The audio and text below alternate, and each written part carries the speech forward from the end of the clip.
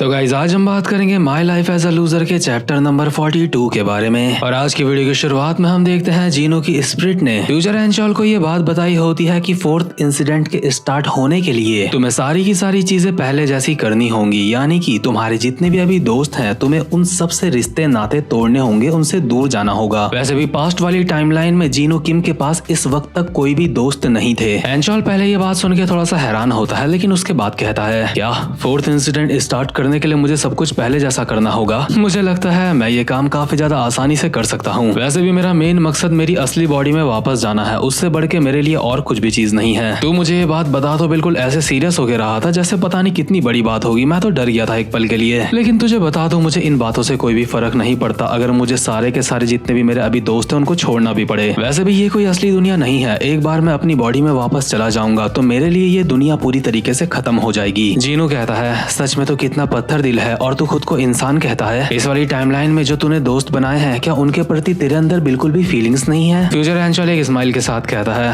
आखिर उनके लिए मेरे अंदर फीलिंग क्यों आएगी बे? वैसे भी मैं जानता था एक ना एक दिन ऐसा आएगा जब मुझे अपनी बॉडी में वापस जाना पड़ेगा। इसके नेक्स्ट सीन में हम देखते हैं फ्यूचर एंचॉल जीनो किम की बॉडी के अंदर क्लासरूम में बैठ रखा होता है और अपने मन में बोल रहा होता है शुल्गी के साथ मेरा रिश्ता, जिनशॉल के साथ मेरा रिश्ता और डाबिन के साथ मेरा रिश्ता। लगता है अब ये सब कुछ बिल्कुल वैसा ही हो जाएगा जैसे सच में इसको होना चाहिए था। और एक साथ अभी फ्यूचर एंचॉल के दिमाग में वो सारी की सारी यादें दौड़ जाती हैं जो भी उसने अपने इन दोस्तों के साथ बिताई होती है जीनो किम की बॉडी के अंदर। और भले ही वो इस बात को एक्सेप्ट ना करे लेकिन इन लोगों के साथ रह के उसको भी अच्छा लगा था। उसने पहली बार जिंदगी का ये वाला रूप देखा था। और सही मायनों में बताऊं तो फ्यूचर एंचॉल जीनो किम की बॉडी के अंदर रह के इन सबको अपना सच का दोस्त मानता है, बट उसका ईगो उसको ये बात एक्सेप्ट नहीं करने देगा। तो खैर जब फ्यूचर एंचॉल बेंच में बैठा बैठा ये सारी की सारी बातें सोच रहा होता है, इतने में ही डाबिन उसके पीछे से आती है और उसकी कमर में एक रैपट मार के कहती है लूजर बस कर, मैं जानती हूँ तू मेरे बारे में गलत सोच रहा है अपने मन में, है ना? साथ ही में डाबिन ने फ्यूचर एंचॉल को अभी एक कागज भी दिया होता है जो एक इनविटेशन लग रहा होता है। एंचॉल कहता है ये क्या है बे,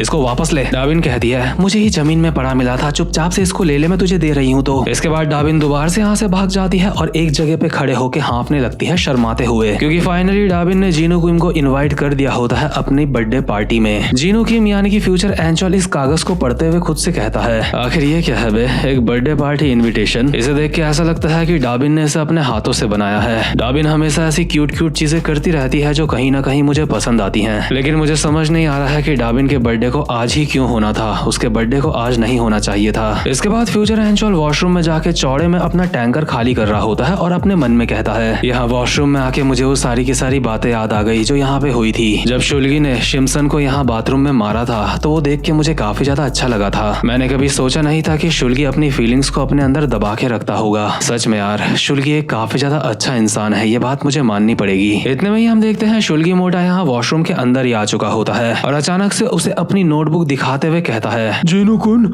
मैंने लिब्रेजे कैरेक्टर के बारे में पूरी तरीके से इसमें लिख लिया है। क्या तुम इस बारे में मुझे कोई अपनी राय देना चाहोगे कि मुझे और क्या क्या करना चाहिए? तो खैर जीनो भी सारी की सारी इन्फॉर्मेशन को देखते हुए कहता है अबे साले ऐसे एकदम से आके मुझे डराया मत कर। और ये जो एल्फ तूने यहाँ पे बना रखा है इसकी आंख के नीचे ये तिल क्या कर रहा है बे? ये जो तूने प्रजाति बनाई है इसको देख के सच में इम्प्रेस तो हो जाएंगे काफी सारे लोग, खासकर कि तेरे जो लोग हैं जो मतलब तेरे जैसे हैं। लेकिन अचानक से फ्यूचर एंचॉल को वो बात याद आती है जो जीनो किम ने उसको कही थी, यानी कि उसे अपने दोस्तों से दूर होना पड़ेगा अगर फोर्थ इंसिडेंट स्टार्ट होगा। इसलिए फ्यूचर एंचॉल को शुल्गी से अभी ज्यादा दोस्ती भरा व्यवहार करना ठीक नहीं है। इसलिए फ्यूचर एंचॉल शुल्गी की नोटबुक उसे वापस दे देता है और शुल्गी कहता है क्या हुआ जीनो कुन, क्या कोई बात है? तो तुम और क्यों नहीं देख रहे हो इसे? एंचॉल कहता है अबे मैंने कहा इसे वापस ले तो वापस ले, मुझे नहीं देखना। और शुल्गी कहता है जीनो कुन, क्या मुझसे कोई गलती हो गई है?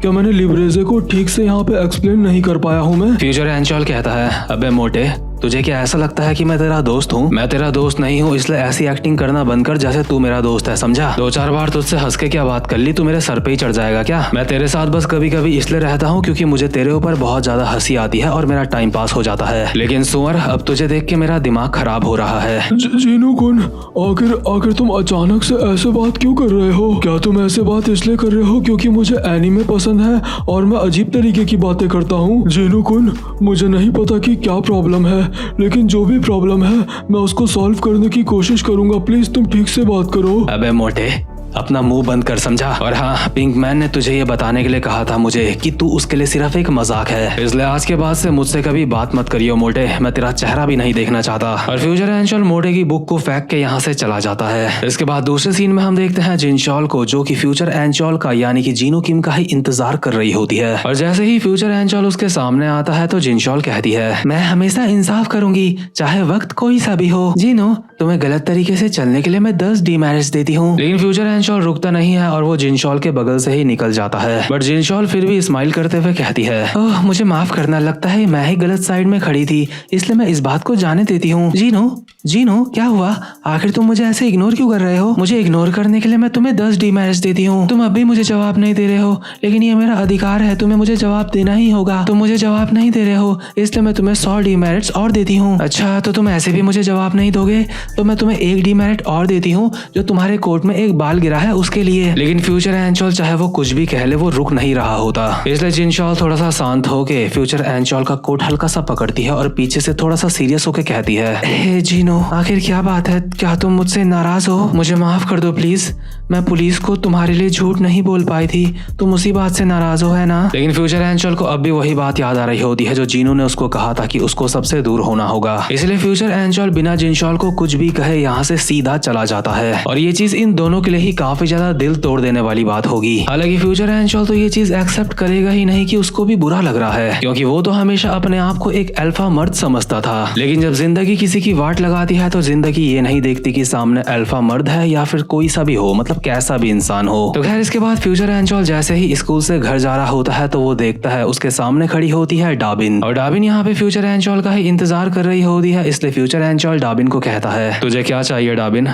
क्या तू अब तक घर नहीं गई? डाबिन कहती है, मैं यहाँ पे तुम्हारा इंतजार नहीं कर रही थी, तुम ऐसा मत सोचो कि मैं तुम्हारा इंतजार कर रही थी। मैंने तो कुछ बोला ही नहीं, तो तुझे ऐसा क्यों लगता है कि मैं ऐसा सोच रहा था? लेकिन लूजर, तुम्हें पता है ना कि आज मेरा बर्थडे है, तो क्या तुम मेरे बर्थडे में मुझे गिफ्ट देने की सोच रहे हो? लेकिन तुम्हें बता दूं, अगर तुम्हारा गिफ्ट अच्छा नहीं हुआ तो मैं तुम्हें बर्थडे पार्टी से भगा दूंगी। ऑब्वियसली डाबिन ये सब कुछ नर्वसनेस में बोल रही होती है, उसकी ऐसी कोई इंटेंशन नहीं होती, उसकी इंटेंशन तो पूरी प्यार भरी होती है। इतने में ही फ्यूचर एंशॉल डाबिन का इन्विटेशन उसे वापस देते हुए कहता है, डाबिन, मुझे लगता है मैं तेरी बर्थडे पार्टी में आज नहीं आ पाऊंगा। लेकिन क्यों? तो तुम बर्थडे पार्टी में क्यों नहीं आ पाओगे? इससे तेरा कुछ भी लेना देना नहीं है, तुझे ये जानना जरूरी नहीं है। ठीक है, मैं अब जा रहा हूँ। और फ्यूचर एंशॉल डाबिन के बगल से भी यहाँ से सीधा निकल जाता है। लेकिन डाबिन बेचारी को याद आ रहा होता है कि उसने बहुत ज्यादा प्रैक्टिस करी थी शीशे के सामने खड़े होके, ताकि वो जीनू को अपने दिल की बात कह सके अपने बर्थडे वाले दिन। इसलिए डाबिन भागते हुए जीनू के पास दोबारा से आती है और उसके सामने आके रुक जाती है और कहती है, लूजर रुक जा, ठीक है, अगर तू मेरे बर्थडे पार्टी में नहीं आ सकता तो मेरी बात सुन। वो दरअसल बात यह है कि मैं तुमसे कहना चाहती थी कि आए। लेकिन इससे पहले डाबिन अपने दिल की बात कहती फ्यूचर एंशॉल कहता है, डाबिन, तू और मैं सिर्फ एक दोस्त है ना? और यही बात पास्ट एंशॉल ने पिछली वाली टाइमलाइन में भी डाबिन को कही थी। ऑब्वियसली पास्ट वाले एंशॉल को तो वैसे भी लड़कियों में कोई दिलचस्पी थी ही नहीं, और अभी प्रेजेंट मोमेंट में फ्यूचर एंशॉल कह रहा होता है, डाबिन, हम दोनों हमेशा से दोस्त थे और उससे आगे कभी नहीं बढ़ेंगे, बस दोस्त ही रहेंगे। और क्योंकि हम दोनों दोस्त हैं इसलिए हमें अपनी लिमिट्स क्रॉस नहीं करनी चाहिए। और ये कहते हुए फ्यूचर एंशॉल यहाँ से चला जाता है, जिस वजह से डाबिन का दिल बहुत ही बुरी तरीके से टूटता है और बेचारी रोने लगती है। और देखो, इस अल्फा मर्द ने अब तक भी एक्सेप्ट नहीं करा होता है कि उसको ये सारी चीजें करने में बहुत दिक्कत हुई है, बट वो घर बहुत ही ज्यादा स्लो करके जा रहा होता है और बारिश भी पड़ने लगती है। एंशॉल को भी बारिश की भी परवाह नहीं होती, उसके बावजूद भी वो काफी ज्यादा स्लो चलते हुए अपने मन में बोल रहा होता है, ये सच में काफी ज्यादा आसान था, आखिर इसमें बड़ी बात थी ही क्या? मुझे बस सारी चीजों को वैसा ही तो करना है जैसी वो हुआ करती थी, तो मैंने अब सब कुछ पहले जैसा कर दिया है। क्या इसका मतलब यह है कि 4th इंसिडेंट अब हो सकता है? पर इतने में ही फ्यूचर एंशॉल के सामने आ जाता है पेनशॉक, और इस बंदे को हमने पहले भी देखा था। पेनशॉक एक काफी ज्यादा ताकतवर किस्म का बंदा होता है और यहाँ पे आके फ्यूचर एंशॉल को कहता है, ओए रुक जा, मैं किसी को ढूंढ रहा हूँ, क्या तूने किसी ऐसे इंसान को देखा है जिसने पिंक मास्क पहन रखा होगा? फ्यूचर एंशॉल हल्की सी आवाज में कहता है, नहीं, मैंने ऐसे किसी इंसान को नहीं देखा। पेनशॉक कहता है, तुम्हें रोकने के लिए माफी चाहता हूँ, लेकिन मुझे समझ नहीं आ रहा है उस पिंक वाले मास्क को मैं कहाँ ढूंढूं? लेकिन फ्यूचर एंशॉल बार बार बोले जा रहा होता है, नहीं, मैंने उसे नहीं देखा, मैंने उसे नहीं देखा। पेनशॉक ये बात समझ चुका होता है और अभी यहाँ से जाने वाला होता है, लेकिन फ्यूचर एंशॉल पेनशॉक का सर पकड़ के उछल के उसके मुंह पे अपना घुटना मारता है और कहता है, हरामजादे, मैंने कहा मैंने उसे नहीं देखा, मैंने उसे नहीं देखा, मैंने उसे नहीं देखा। ये कहते कहते फ्यूचर एंशॉल ने पेनशॉक की मार मार के हालत खराब कर दी होती है। फ्यूचर एंशॉल को अभी खुद भी समझ नहीं आ रहा होता है कि आखिर उसे इतना ज्यादा गुस्सा क्यों आ रहा है। उसे समझ नहीं आ रहा होता है कि आखिर एंशॉल जैंग कमजोर कैसे पड़ सकता है। क्या महान एंशॉल जैंग इसलिए इतना ज्यादा गुस्सा है क्योंकि उसके दोस्त उससे दूर हो चुके हैं। तो खैर यहाँ पे पेनशॉक के साथ के काफी सारे बंदे अभी और आ जाते हैं और ये सारे के सारे भी टूट पड़ते हैं फ्यूचर एंशॉल के ऊपर। ये बंदे सोच रहे होते हैं कि ये बच्चा इन सबको देख के भाग जाएगा, लेकिन फ्यूचर एंशॉल भागता नहीं और इन सबको एक एक करके मारता है। और ऐसा पहली बार हो रहा होगा कि एंशॉल मजे के लिए फाइट नहीं कर रहा था। सच में एंशॉल काफी ज्यादा दुखी होता है, इसलिए अपने गम को भुलाने के लिए वो इनसे फाइट कर रहा था। भले ही एंशॉल इन सबको फाइट में हरा देता है ठीक से, लेकिन वो फाइट नहीं कर पाता इनसे क्योंकि वो दुखी था। फ्यूचर एंशॉल को फाइनली ये बात रियलाइज हो चुकी होती है कि वो इतना ज्यादा दुखी क्यों है। और फाइनली फ्यूचर एंशॉल को पहली बार ये एहसास होता है कि उसके ऊपर जो श्राप लगा है, ये श्राप इतना ज्यादा खतरनाक है जो उसका दिल बहुत ही बुरी तरीके से तोड़ सकता है और वो दिल अभी टूट चुका होता है। बेचारा फ्यूचर एंशॉल एक जगह पे बैठ के खुद से बोल रहा होता है,